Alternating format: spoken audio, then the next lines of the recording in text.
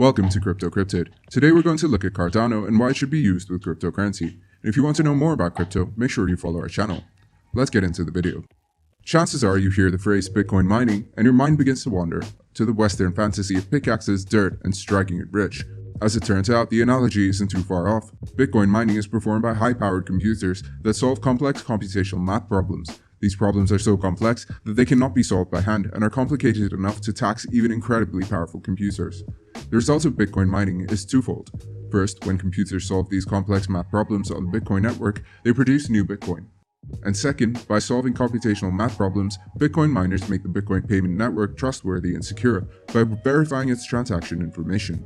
When Bitcoin miners add a new block of transactions to the blockchain, part of their job is to make sure that those transactions are accurate.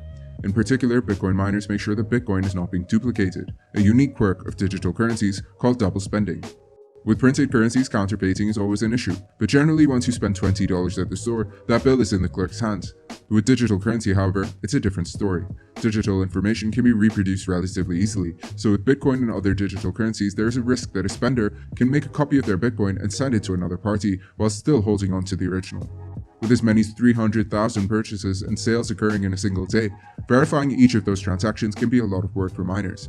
As compensation for their efforts, miners are awarded Bitcoin whenever they add a new block of transactions to the blockchain. The amount of new Bitcoin released with each mined block is called the block reward. The block reward is halved every 210,000 blocks. In 2009, it was 50. In 2013, it was 25, and in 2018, it was 12.5. And in May of 2020, it was halved to 6.25. The system will continue till around the year 2140. At that point, miners will be rewarded with fees for processing transactions that network users will pay. These fees ensure that miners still have the incentive to mine and keep the network going. The idea is that the competition for these fees will cause them to remain low after halvings are finished. These halvings reduce the rate at which new coins are created and thus lower the available supply. This can cause some implications for investors, as other assets with low supply like gold can have high demand and push prices higher. At this rate of halving, the total number of Bitcoin in circulation will reach a limit of 21 million, making the currency entirely finite and potentially more valuable over time. El Salvador made Bitcoin legal tender on June 9, 2021. It is the first country to do so. The cryptocurrency can be used for any transaction where the business can accept it. The US dollar continues to be El Salvador's primary currency. Say I tell 3 friends that I'm thinking of a number between 1 and 100, and I write that number on a piece of paper and seal it in an envelope. My friends don't have to guess the exact number, they just have to be the first person to guess any number that is less than or equal to the number I'm thinking of, and there's no limit to how many guesses they get. Let's say I'm thinking of the number 19. If a friend guesses 21, they lose because 21 is greater than 19.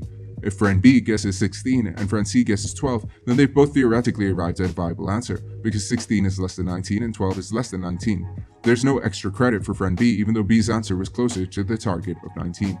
Now imagine that I pose the guess the number what I'm thinking of question, but I'm not asking just 3 friends. I'm not thinking of a number between 1 and 100. Rather, I'm asking millions of would-be miners, and I'm thinking of a 64-digit hexadecimal number. Now you see that it's going to be extremely hard to guess the right answer. Not only do Bitcoin miners have to come up with the right hash, but they also have to be the first to do it. Because Bitcoin mining is essentially guesswork, arriving at the right answer before another miner has almost everything to do with how fast your computer can produce hashes. Just a decade ago, Bitcoin mining could be performed competitively on normal desktop computers. Over time, however, miners realized that graphics cards commonly used for video games were more effective and they began to dominate the game. In 2013, Bitcoin miners started to use computers designed specifically for mining cryptocurrency as efficiently as possible, called application-specific integrated circuits. These can run from several hundred thousands of dollars to tens of thousands, but their efficiency in Bitcoin mining is superior. Today, Bitcoin mining is so competitive that it can only be done profitably with the most up-to-date ASICs. When using desktop computers, GPUs, or older models of ASICs, the cost of energy consumption actually exceeds the revenue generated. Even with the newest unit at your disposal, one computer is rarely enough to compete with what miners call mining pools. A mining pool is a group of miners who combine their computing power and split the mined Bitcoin between participants. A disproportionately large number of blocks are mined by pools rather than by individual miners. Mining pools and companies have represented large percentages of Bitcoin's computing power. Between 1 in 16 trillion odds, scaling, difficulty levels, and the massive network of users verifying transactions, one block of transactions is verified roughly every 10 minutes. But it is important to remember that 10 minutes is a goal, not a rule. The Bitcoin network is currently processing just under 4 transactions per second as of August 2020, with transactions being logged in the blockchain every 10 minutes. For comparison, Visa can process somewhere around 65,000 transactions per second. As the network of Bitcoin users continues to grow, however, the number of transactions made in 10 minutes will eventually exceed the number of transactions that can be processed in 10 minutes. At that point, waiting times for transactions will begin and continue to get longer unless a change is made to the Bitcoin protocol. This issue at the heart of the Bitcoin protocol is known as scaling. While Bitcoin miners generally agree that something must be done to address scaling, there's less consensus about how to do it. There have been two major solutions proposed to address the scaling problem. Developers have suggested either creating a secondary off-chain layer to Bitcoin that would allow for faster transactions that can be verified by the blockchain later, or increasing the number of transactions that each block can store. With less data to verify per block, the solution 1 would make transactions faster and cheaper for miners. Solution 2 would deal with scaling by allowing for more information to be processed every 10 minutes by increasing block size. It's an app where users can log in every day and click a button to get digital currency. There's no proof of work being performed, they just log in and click a button.